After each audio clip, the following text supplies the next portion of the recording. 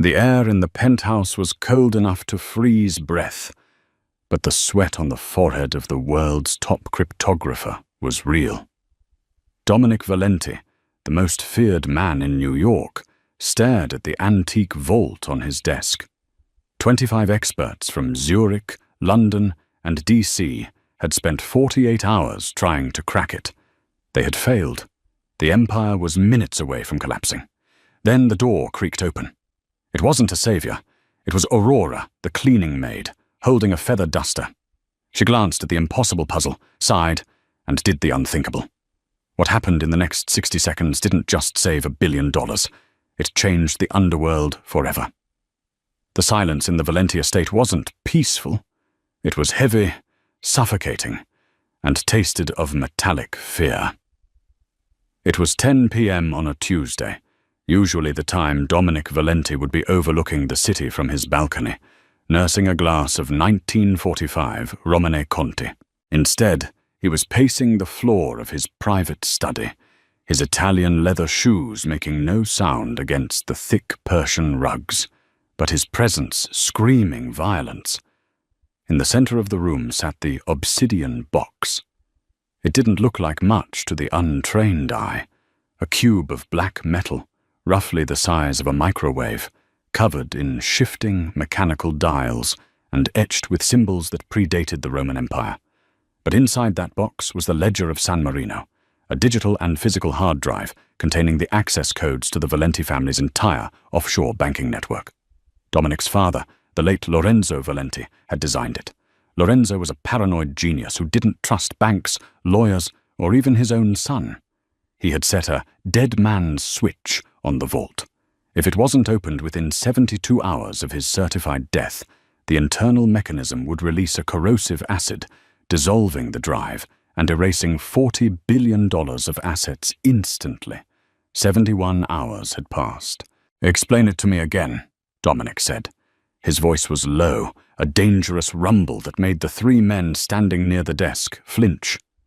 Dr. Aris Thorne, a leading cybersecurity analyst from Blackstone Analytics, who charged $5,000 an hour, wiped his glasses nervously. "Mr. Valenti, the mechanism isn't just mechanical. It's biometric and chrono-locked. It relies on a sequence of logic that changes every time we touch a dial.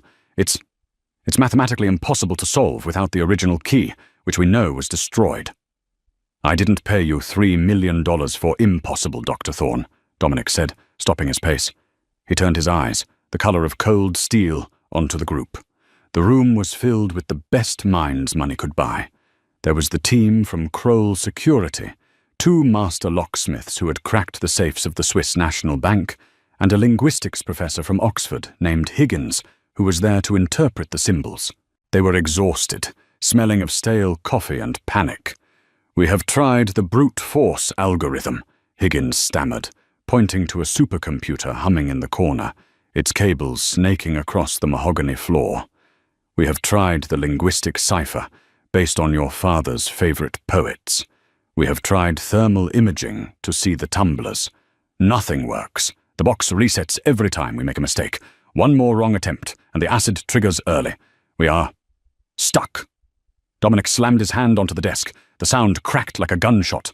"Stuck? My legacy is in that box. If that acid triggers, the Russians move into the ports by morning. The triads take the logistics routes by noon. I will be a king without a kingdom." He ran a hand through his dark hair, looking at the digital clock on the wall. 10:15 p.m. Less than 2 hours remained. "Get out," Dominic hissed. "Sir?" Dr. Thorne blinked. "I said get out, all of you. Take 5 minutes. Get some air. Because when you come back in here, if you don't have a solution, you won't be leaving this house vertically." The threat hung in the air, undeniable and terrifying. The experts scrambled, gathering their tablets and charts, rushing out of the double oak doors as if the room were on fire. Dominic was left alone with the box. He glared at it, feeling a rare emotion: helplessness. He was a man who could order a hit in Tokyo from his phone in New York. He could crash a stock market with a whisper. But he couldn't open a metal box. The door creaked open again. Dominic didn't turn. "I told you to take 5 minutes, Thorne." I'm sorry, sir. It's Tuesday." The voice was soft, melodic, and trembling. Dominic turned. It wasn't Thorne.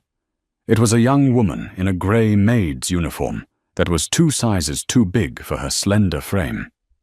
She had messy brown hair tied back in a hasty bun, and her eyes, wide and amber-coloured, were fixed on the floor.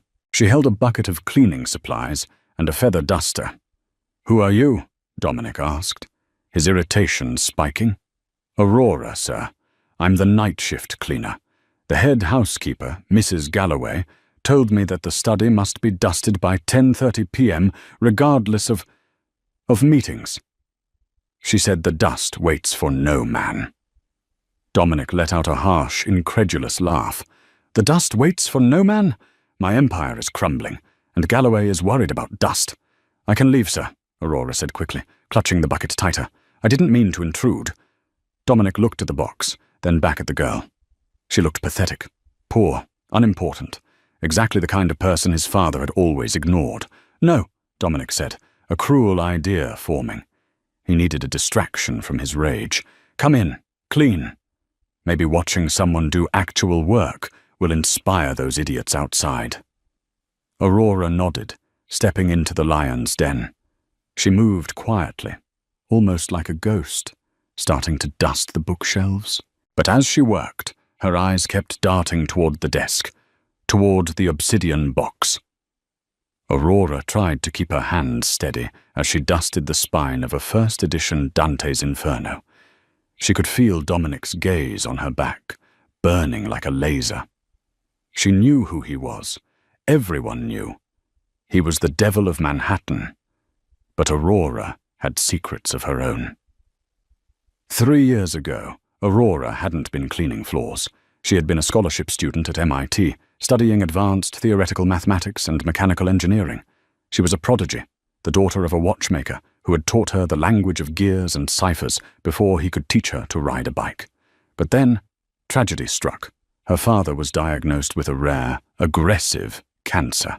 The insurance refused to pay. Aurora dropped out. She took out loans. She sold everything. It wasn't enough.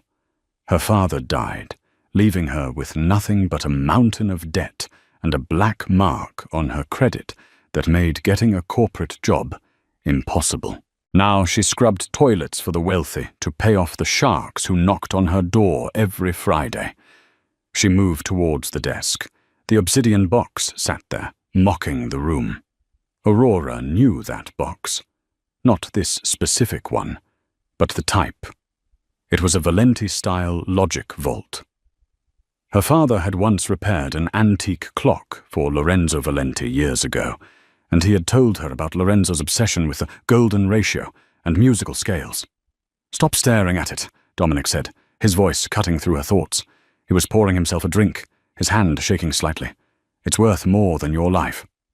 "It's beautiful," Aurora whispered, before she could stop herself. Dominic paused, glass halfway to his lips. "Beautiful? It's a coffin for my future." "It's not a coffin," Aurora said, her eyes tracing the symbols on the dial. She recognized them. They weren't just ancient symbols. They were musical notations disguised as constellations. "It's a song." "No." Dominic set the glass down slowly. He walked around the desk, towering over her. "What did you say?" Aurora froze. She had spoken out of turn. Mrs. Galloway would fire her. "Nothing, sir. I need to dust the desk." "You said it's a song." Dominic grabbed her wrist, not painfully, but firmly. 25 experts said it's a linguistic cipher. You say it's a song. Why? Aurora looked up at him. Up close, he was terrifyingly handsome, with a jawline that could cut glass and eyes that held a storm of pressure. But she also saw desperation. "The symbols," Aurora said, her voice gaining a tiny bit of strength. "That one there. It looks like the symbol for Orion, but the spacing is wrong. It matches the spacing of a semitone on a bass clef. And that one? That's a rest. A quarter rest." Dominic stared at her. He looked at the box, then back at the maid. It sounded insane. But the experts had tried everything sane, and they had failed. "Show me," Dominic commanded. "Sir, I can't. I'm just the maid. If I touch it and it breaks, if it doesn't open in 90 minutes, it breaks itself," Dominic snapped. "And if you know something those overpaid suits don't, and you don't tell me, I will ensure you never work in this city again. Show me." Aurora swallowed hard. She set down her feather duster. She stepped up to the obsidian box. The moment her fingers hovered over the cold metal dials, the trembling stopped. This was her world. Not poverty, not debt, not fear. Just logic. Just mechanics. "The experts were trying to force the lock," Aurora murmured, almost to herself. She spun the first dial. Click. "But you can't force a melody. You have to play it." The double doors burst open. Dr. Thorne and the team of experts rushed back in, looking flushed and defensive. "Mr. Valenti," Thorne shouted, "we have a new theory. We believe the thermal expansion of the—" He stopped dead. The entire team froze. They stared at the scene before them. The billionaire Mafia Don was standing still, watching the cleaning girl in her oversized uniform handle the most dangerous device on the planet. "Get away from that!" Thorne screamed, lunging forward. "She'll trigger the acid. She's a maid, for God's sake!" "Stay back!" Dominic roared. He didn't look away from Aurora. "Let her work." "You're insane," Higgins, the linguist, gasped. "She's dusting it. She doesn't understand the complexity. One wrong turn." "Quiet," Dominic ordered. Aurora didn't hear them. She was in the zone. She remembered her father's voice. Lorenzo Valenti loved opera, specifically Puccini. The sequence on the box had 5 dials, 5 movements. Click. She turned the first dial to the left, aligning the Orion symbol with the center notch. The box hissed. "She's destabilizing the core." One of the Kroll security men panicked. Aurora ignored him. She moved to the second dial. She spun it 3 times rapidly to the right. Click, click, click. It was the tempo of a waltz. "She's just guessing," Thorne yelled, his face turning red. "Mr. Valenti, stop her. She's going to destroy the drive. Shut up." Dominic pulled a gun from his holster and set it on the desk. He didn't point it at anyone, but the message was clear. The room went deathly silent. Aurora closed her eyes. She placed her ear against the cold metal of the box. She listened to the internal tumblers. 1, 2. Pause. She needed the final key. The musical notation indicated a crescendo. That meant force, followed by a sudden release. She gripped the central dial. "It requires a Fibonacci sequence input," Thorne whispered frantically to his colleague. "She's doing a rhythmic input. It's suicide." Aurora took a breath. She spun the final dial hard to the left, then snapped it back to the right instantly. Clunk! The sound was heavy and final. The experts flinched, expecting the hiss of acid, the smoke, the destruction of the drive. Thorne covered his face. Dominic tensed, his hand hovering over his weapon. For 3 seconds, nothing happened. Then a soft, pneumatic hiss filled the room. Not of acid, but of air pressure releasing. The intricate etchings on the box began to glow a soft blue. The top of the obsidian box split down the middle, the gears retracting smoothly, revealing a small, velvet-lined compartment. Inside sat a silver hard drive, blinking with a steady, safe green light. Aurora exhaled, her shoulders slumping. She picked up her feather duster. She turned to Dominic, who was staring at the open box as if he were witnessing a miracle. She looked at the 25 experts, whose jaws were practically on the floor. Thorne looked like he was about to vomit. I think that's it, sir," Aurora said softly. "I'll just go finish the hallway." She turned to leave, grabbing her bucket. "Stop," Dominic said. His voice was no longer a rumble. It was quiet, stunned. Aurora froze near the door. "Sir?" Dominic looked from the open vault, which had saved his life and legacy, to the girl in the grey dress. He looked at Thorne. "Thorne," Dominic said calmly, "you and your team of 25 experts couldn't solve this in 48 hours. Thorne stammered. It was a fluke. She guessed. It's statistically impossible. She solved it in 58 seconds. Dominic cut him off. I timed it. Dominic walked over to Aurora. He didn't look at her like a maid anymore. He looked at her like she was the only valuable thing in the room. Who are you really, Aurora? He asked, stepping into her personal space. The scent of his cologne, sandalwood and expensive tobacco, filled her senses. Aurora looked down. Just the maid, Mr. Valenti. Dominic reached out and took the bucket from her hand. He set it on the floor. Not anymore, he said. Thorne, get out. All of you, you're fired. And don't bother sending an invoice. As the experts shuffled out in a humiliated daze, Dominic turned back to Aurora. The danger in the room had shifted. It wasn't about the money anymore. It was about the mystery standing in front of him. You saved my empire, Dominic said, his eyes scanning her face. Now tell me what you want. Money? A car? A house? Aurora hesitated. She should ask for the money to pay off the sharks. She should ask for her freedom. But she looked at the open vault, and then at Dominic's eyes, which were looking at her with a burning intensity she had never felt before. I want a job, Aurora said. A real job. One where I don't have to wear this uniform. Dominic smirked, a dangerous, wolfish grin that made her knees weak. Done, he said. But be warned, Aurora. Solving the box was the easy part. Surviving me, that's going to be much harder. The transition from scrubbing floors to sitting in a glass-walled office on the 40th floor of the Valenti Tower was jarring. It had been 3 days since the incident with the obsidian box. Dominic Valenti didn't waste time. He had fired his entire forensic accounting team and replaced them with Aurora.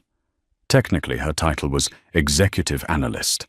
But the rest of the staff, men in sharp suits who had MBAs from Harvard and Yale, still called her the Maid behind her back.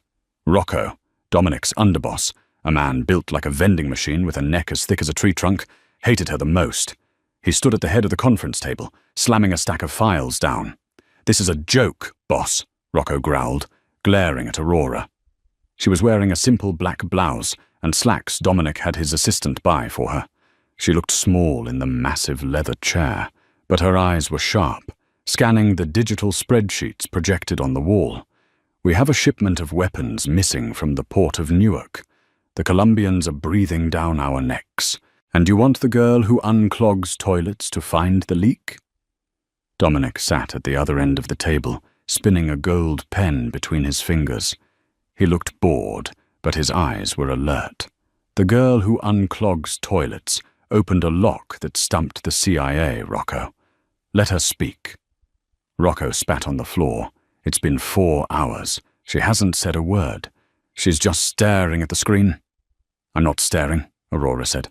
Her voice was quiet, but it cut through the room's tension like a wire. I'm listening? Listening to what? Rocco sneered. It's a spreadsheet, sweetheart. It doesn't sing.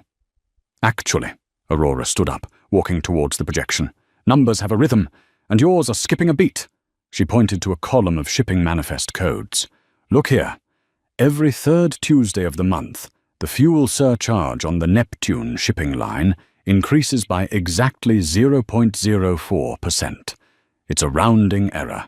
Most accountants would ignore it because it looks like a currency conversion fluctuation. So? Rocco crossed his arms. It's pennies. Who cares? It's not pennies, Aurora said, her confidence growing as the math took over. She grabbed a marker and wrote a formula on the glass wall. 0.04% on a shipment of heavy industrial machinery is roughly $2,000. But if you run a recursive algorithm, which I just did in my head, that error repeats across 500 shell companies linked to your logistics network. She turned to face the room. Someone isn't stealing the cargo, Mr. Valenti. The cargo is a decoy. They are stealing the shipping costs. They are overcharging you for fuel that doesn't exist across thousands of phantom shipments and routing the difference into a private offshore account. Aurora tapped the glass. Total loss over the last 5 years? $32 million. The room went silent. Dominic stopped spinning his pen. He sat up straight. 32 million. Yes, Aurora said. And the routing number for the offshore account? It's embedded in the manifest codes. It uses a binary cipher. She circled a string of numbers. If you decode this, it points to a bank in the Cayman Islands. A bank registered to... She hesitated. She looked at the tablet in her hand where she had just decrypted the name. Say it, Dominic commanded, his voice dropping to a terrifying whisper. It's registered to a holding company called Ironclad Solutions, Aurora said. Rocco's face went pale. The blood drained from his cheeks. Dominic stood up slowly. He walked over to Rocco. Ironclad Solutions. Isn't that the consulting firm your brother-in-law runs, Rocco? Rocco stumbled back. Dom, wait. It's a mistake. The girl is lying. She's playing with numbers to frame me. She didn't know your brother-in-law existed, Dominic said calmly. But the math knows. Dominic nodded to his 2 guards by the door. Take him, and find his brother-in-law. I want my 32 million back by sunset, or I take 32 pounds of flesh. As Rocco was dragged out, screaming and kicking, the other executives stared at Aurora with a mix of awe and terror. She wasn't just a maid anymore. She was a witch who could see their sins in the numbers. Dominic walked over to Aurora. He looked at the formula on the glass. Then he looked at her. You have a dangerous mind, Aurora, he said softly. I just hate messy variables, she replied, her hands shaking slightly now that the adrenaline was fading. Come with me, Dominic said, placing a hand on the small of her back. The touch sent a jolt of electricity through her spine. We're done with spreadsheets for today. Tonight, you need to learn a different kind of survival. Where are we going? Aurora asked. The Viper's Ball, Dominic said. It's the annual gala for the city's underworld. If you're going to be my right hand, you need to know the sharks before they eat you. The Viper's Ball was held at the St. Regis Hotel, a neutral ground where the 5 crime families of New York met once a year under a truce. No weapons, no hits, just champagne and veiled threats. Aurora stood in front of the mirror in the penthouse suite Dominic had assigned to her. She hardly recognized the woman staring back. The grey uniform was gone. In its place was a floor-length gown of emerald green silk, backless and daring, with a slit that ran up her thigh. It cost more than her father's house. Around her neck sat a diamond choker that felt heavy, like a collar. You look breathtaking, Aurora jumped. Dominic was leaning against the doorframe. He was wearing a tuxedo that was tailored to perfection, emphasizing the width of his shoulders. He looked like a prince from a dark fairy tale. I feel like an imposter, Aurora admitted, touching the diamonds. Everyone there will know I'm nobody. You are the woman who cracked the obsidian box and found the leak in my organization in under a week, Dominic said, walking toward her. He stood behind her, their eyes meeting in the mirror. You are more somebody than any of the trust fund wives who will be there tonight. He leaned in close, his breath ghosting over her ear. Stay close to me. Tonight isn't about math. It's about perception. If they see you are weak, they will attack. If they see you are mine, they will hesitate. If they see you are mine. The words echoed in Aurora's head as they took the limousine to the hotel. The ballroom was a sea of gold, velvet, and fake smiles. As Dominic entered with Aurora on his arm, the music seemed to falter. Heads turned. Whispers rippled through the crowd. Dominic Valenti never brought a date. He brought bodyguards. Aurora felt hundreds of eyes judging her. She gripped Dominic's arm tighter. Chin up, he murmured. Look them in the eye. You own the room. They moved through the crowd. Dominic introduced her simply as Aurora, offering no last name and no explanation. It drove them crazy. Midway through the evening, Dominic was pulled aside by the Don of the Russo family for a private conversation. He left Aurora near the champagne fountain. Don't wander, he warned her. Aurora sipped her drink, trying to look invisible. Well, well, If it isn't the little watchmaker's girl." The voice was like oil slicked over gravel. Aurora froze. She knew that voice. It was the voice that had haunted her nightmares for 3 years. She turned slowly. Standing there was Sebastian Cross. Cross wasn't a mobster in the traditional sense. He was a fixer, a loan shark on a corporate scale. He was the man who had bought her father's debt. He was the reason she had lost everything. He was a tall, skeletal man with pale skin and silver hair, dressed in a white suit that made him look like a ghost. "Mr. Cross," Aurora whispered. Her hands began to tremble. "I didn't expect to see you here, Aurora," Cross smiled, showing teeth that looked too perfect. "Last I heard, you were scrubbing toilets to pay off the interest on your father's mistakes. Did you find a rich sugar daddy to pay your tab?" "I work for Mr. Valenti now," Aurora said, trying to keep her voice steady. "I'm his analyst." Cross laughed. It was a cold, dry sound. "Analyst? Is that what he calls it?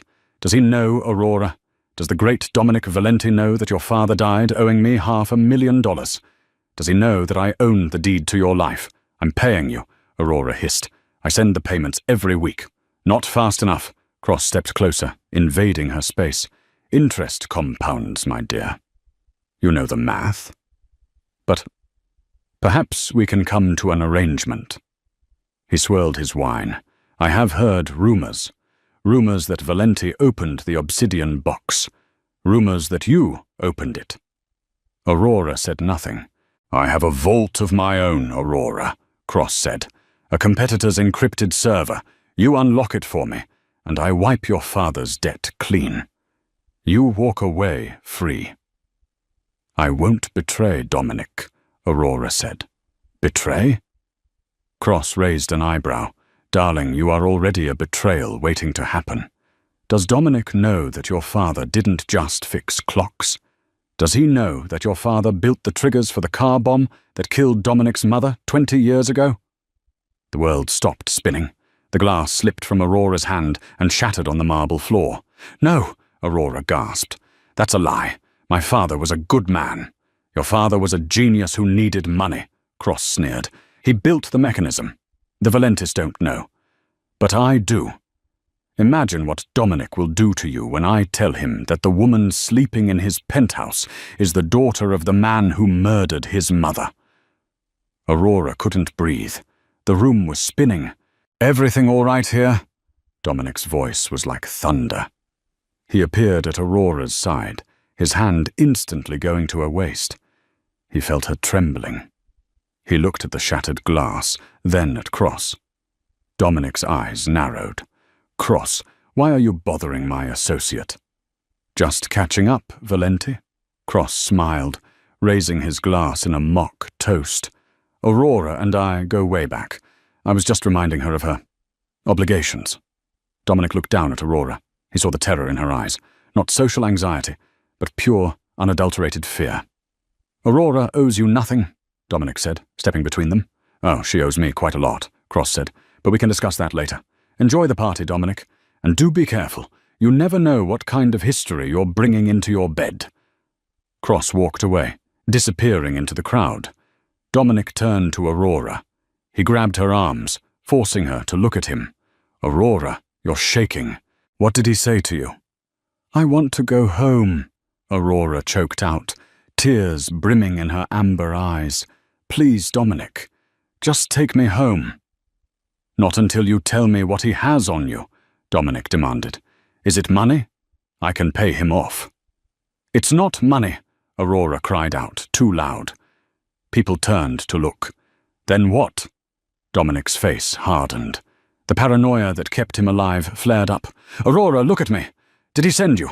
Are you working for him?" "No." "Then why are you terrified?" Dominic shook her slightly. "Who are you really?" Before Aurora could answer, before she could confess the horrible lie Cross had planted or the truth of her debt, a loud crack echoed through the ballroom. The chandelier above them exploded. Screams erupted. Darkness flooded the room as the power was cut.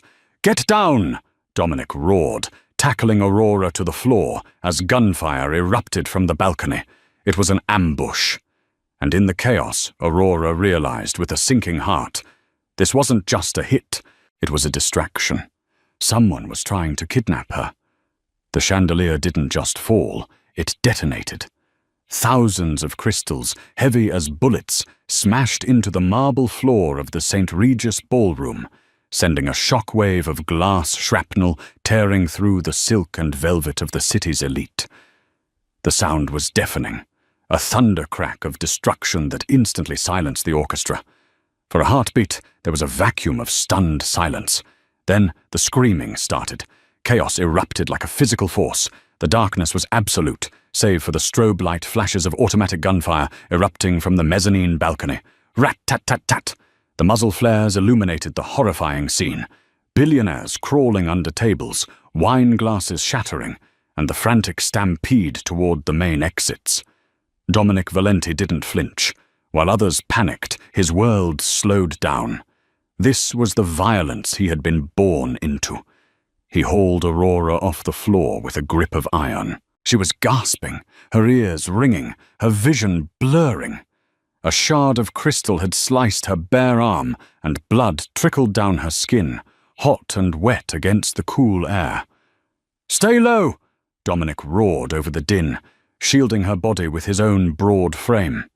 He didn't pull her towards the main doors where the herd was running. He knew that was a kill zone. "Move to the service corridor!" Aurora stumbled, her high heels slipping on the champagne-soaked floor.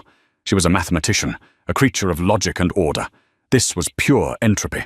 Every loud crack of a gunshot made her flinch violently. She was terrified not just of the bullets, but of the poison Sebastian Cross had just poured into her ear. "Your father killed his mother." The words bounced around her skull, keeping time with the gunfire. A bullet chewed up the parquet floor inches from her left foot, sending splinters flying. "Dominic!" she screamed. "I've got you," he growled, wrapping an arm around her waist and practically lifting her off the ground. He moved with terrifying efficiency, weaving through the overturned tables and hysterical guests. They reached the heavy swinging doors of the kitchen just as a second wave of shooters rappelled down from the balcony. Dominic kicked the doors open, throwing Aurora inside and diving in after her. The transition was jarring. The ballroom had been a place of shadows and gold. The industrial kitchen was a blindingly white world of stainless steel and fluorescent hum. Steam rose from massive stockpots, and terrified chefs were cowering in the corners. Dominic didn't stop. He dragged Aurora past the prep stations, past the hanging copper pans, deeper into the labyrinth of the hotel's bowels. "The loading dock is too far," Dominic muttered to himself, his eyes scanning the room like a predator. "They'll have the perimeter secured." Ew. He shoved Aurora behind a massive, solid oak butcher's block, stained with years of use. "Stay here." "What are you doing?" Aurora cried, grabbing his sleeve. Her hands were shaking so hard she could barely hold on. Dominic pulled a sleek, matte black handgun from a holster hidden beneath his tuxedo jacket. He racked the slide, the metallic clack echoing in the tiled room. He looked at the door they had just come through. "I'm buying us time," he said. The kitchen doors swung open. Dominic didn't hesitate. He fired 3 times. The shots were deafening in the enclosed space. A man in a tactical ski mask crumpled in the doorway, his weapon skittering across the tiles. "Clear out!" Dominic shouted at the cowering kitchen staff. "Everyone out the back! Now!" The chefs scrambled, fleeing toward the rear exit. But Dominic didn't follow them. He grabbed Aurora again, pulling her deeper into the kitchen, towards the massive walk-in freezers. He kicked open the door to a dry storage pantry, shoved her inside, and slammed it shut, locking it from the inside with a deadbolt before turning on her. The room was small, lined with shelves of spices and flour sacks. The air smelled of dry dust and oregano. Dominic backed her against a shelf. He didn't look like her savior anymore. His eyes were wild, dilated with adrenaline and a sudden, cold fury. The tuxedo was ruined, covered in dust and glass dust, but he looked more dangerous than ever. He pinned her there, his forearm pressing against her collarbone. Not enough to choke, but enough to trap. Cross knew you, Dominic snarled. His voice wasn't a shout, it was a low, vibrating rumble that was infinitely scarier. I saw him. I saw him whispering in your ear right before the lights went out. You were shaking. You wanted to leave. Dominic, please, we have to go, Aurora begged, tears cutting tracks through the dust on her face. Oh, we aren't going anywhere until you tell me who you are. Dominic slammed his free hand against the shelving unit, making the jars rattle. Did you signal him?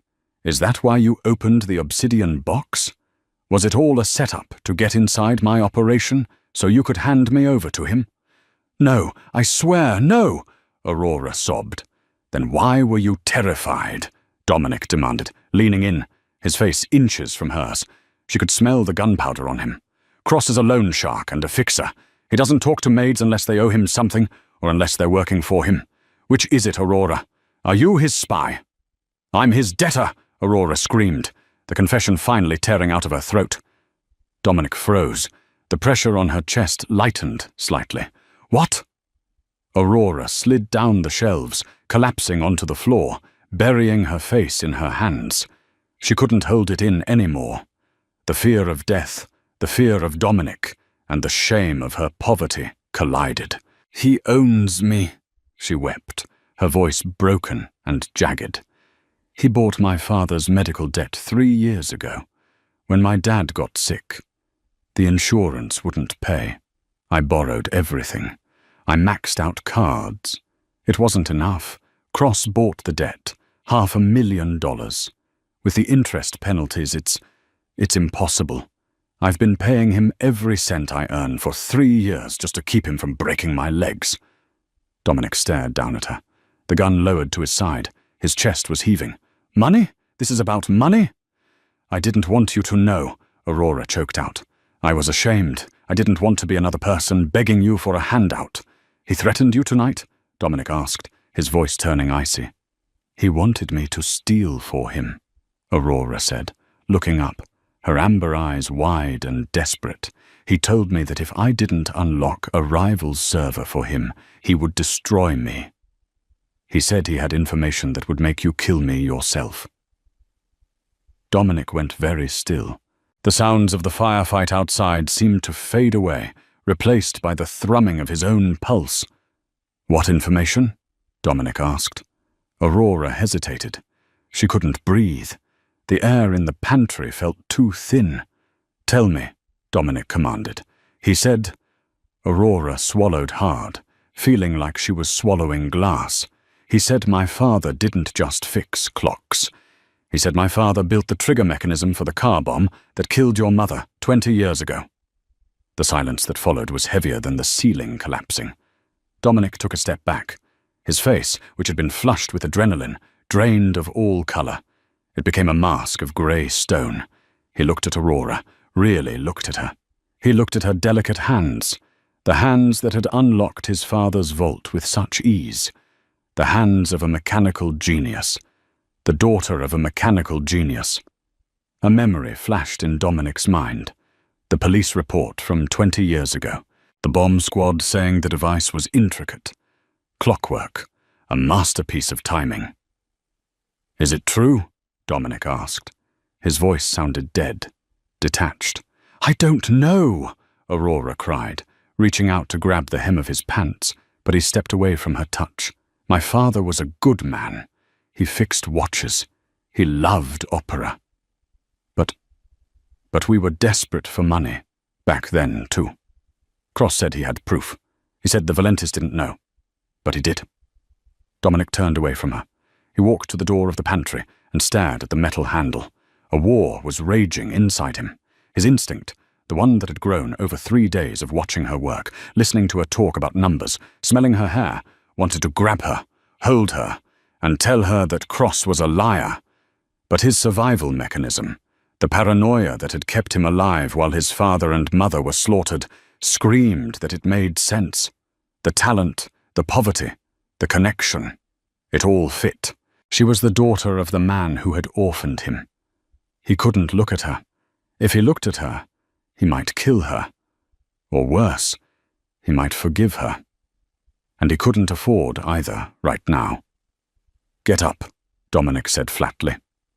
Aurora scrambled to her feet, wiping her eyes. "Dominic!"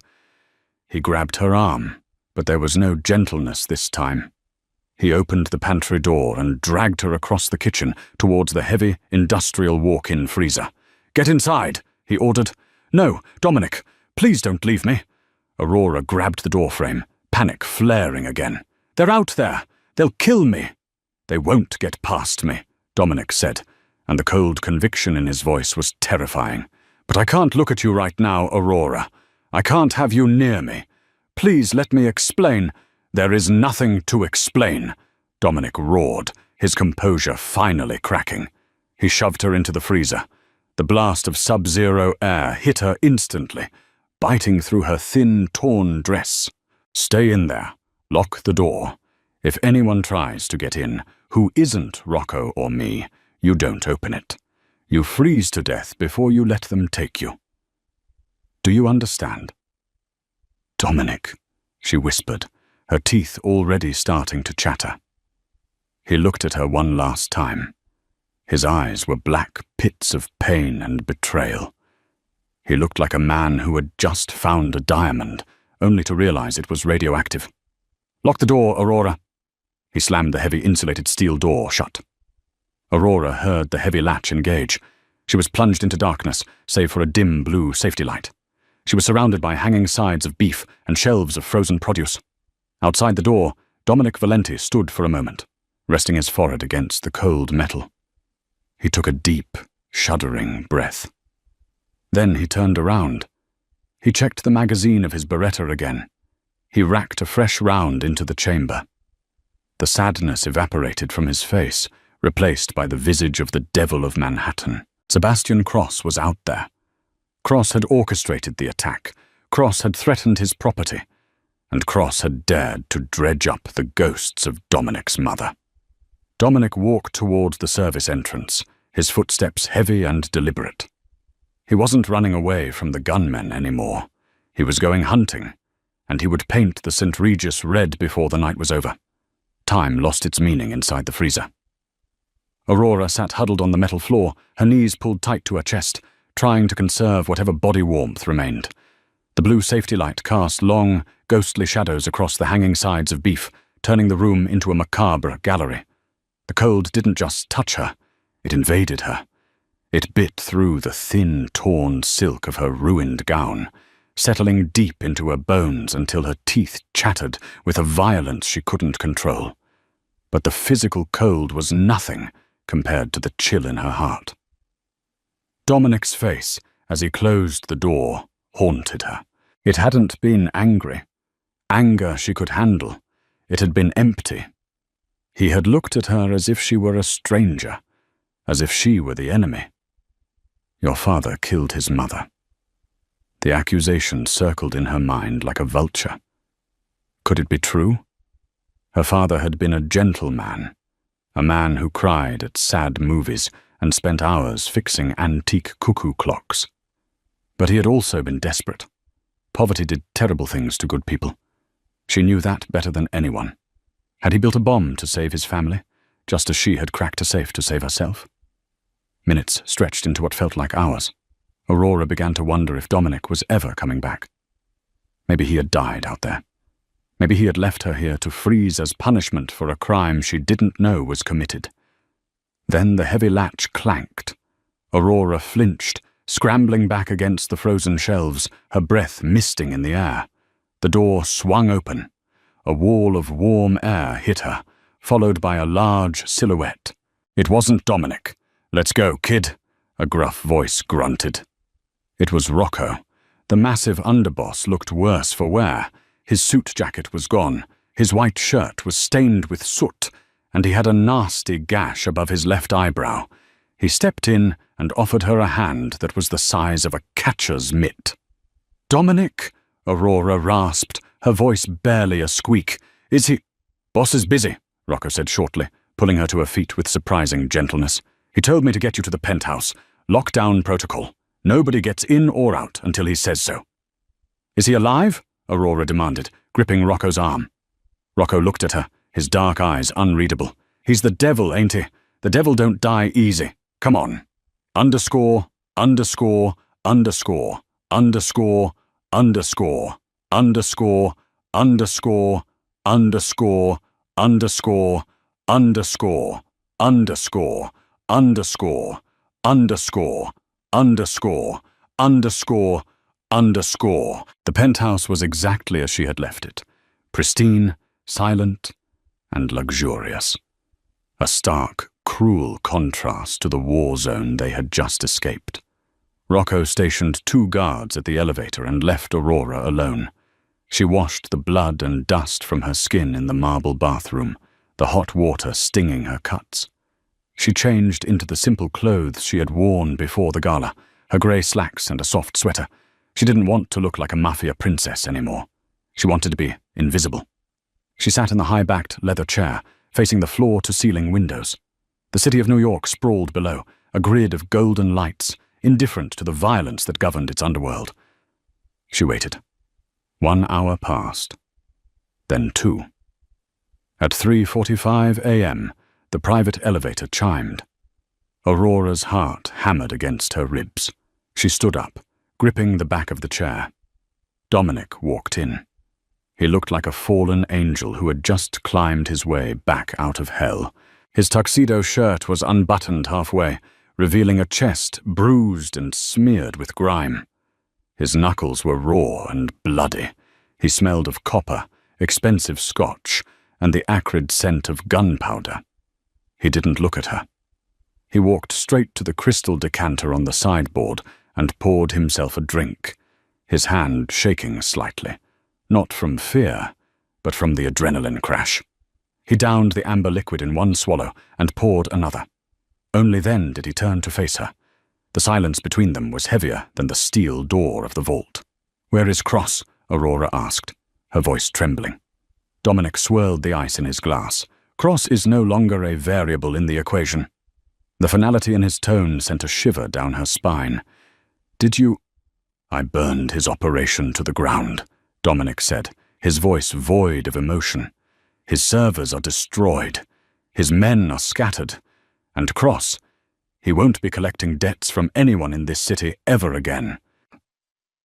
He took a slow step toward her. Aurora held her breath. She searched his face for the hatred she had seen in the kitchen, but it was gone. In its place was a profound, exhausted intensity.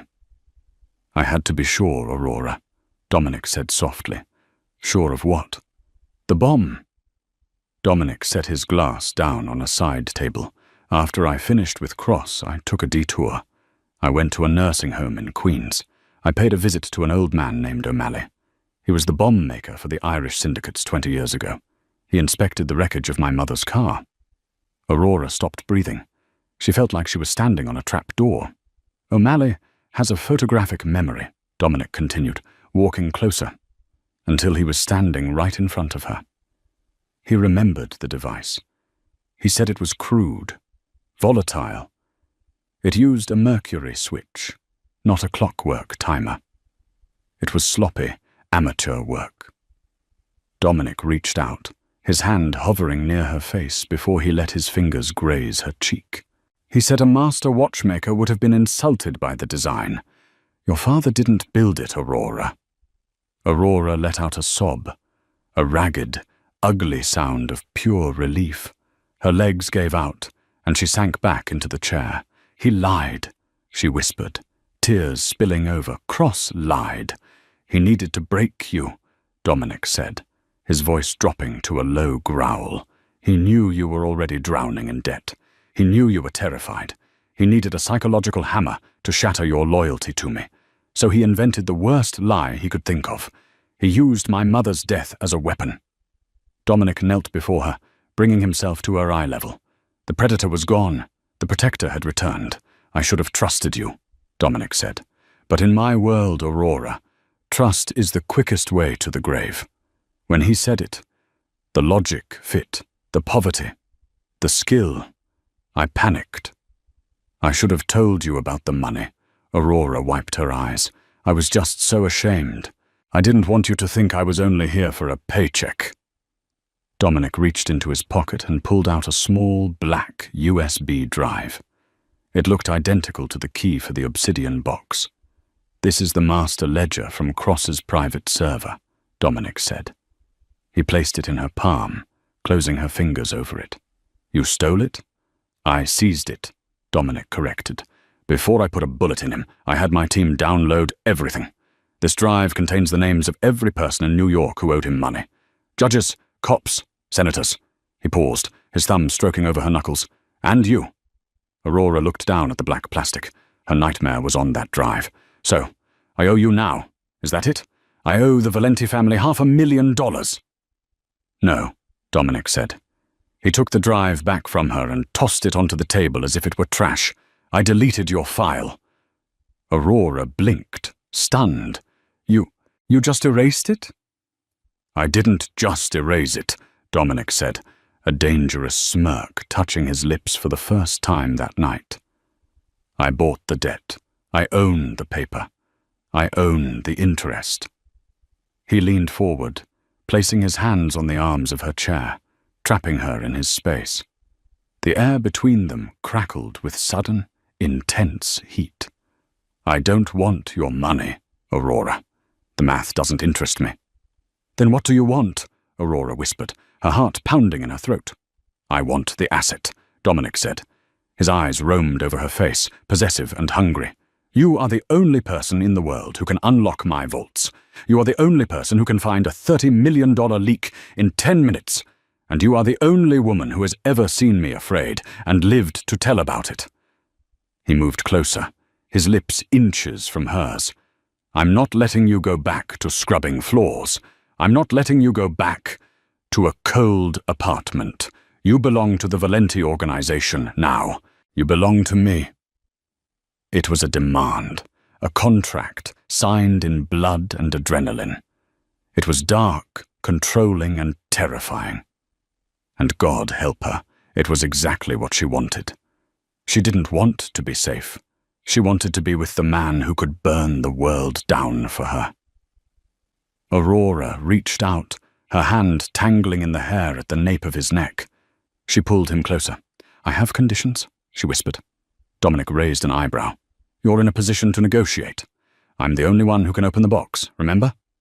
Aurora smiled, her confidence returning. "Condition 1, no more secrets. Condition 2, I get a real office, not a broom closet. And condition 3, yes?" Dominic breathed. "Shut up and kiss me." Dominic didn't need to be told twice. He crashed his lips against hers, a kiss that tasted of scotch and survival. It was rough and desperate, the release of 3 days of tension and 20 years of loneliness. Aurora melted into him, the cold of the freezer a distant memory, replaced by the fire of the man who held her. The poor maid was gone. In her place sat the queen of the Valenti Empire. The 25 experts had failed, but Aurora had solved the hardest puzzle of them all, the heart of Dominic Valenti. And that, my friends, is how a genius maid checkmated the entire underworld. I honestly got chills when Dominic revealed he went to the bomb maker to clear her father's name. It just proves that even Mafia bosses have a soft spot for the truth. If you loved this story of hard karma and intense romance, please smash that like button. It really helps the channel grow. What would you have done if you were Aurora in that freezer? Would you have trusted him? Let me know your thoughts in the comments below. Don't forget to subscribe and hit the notification bell so you don't miss our next story. We have a crazy revenge drama coming up next week about a billionaire who pretends to be a pizza delivery driver. You won't want to miss it. Thanks for watching, and see you in the next video.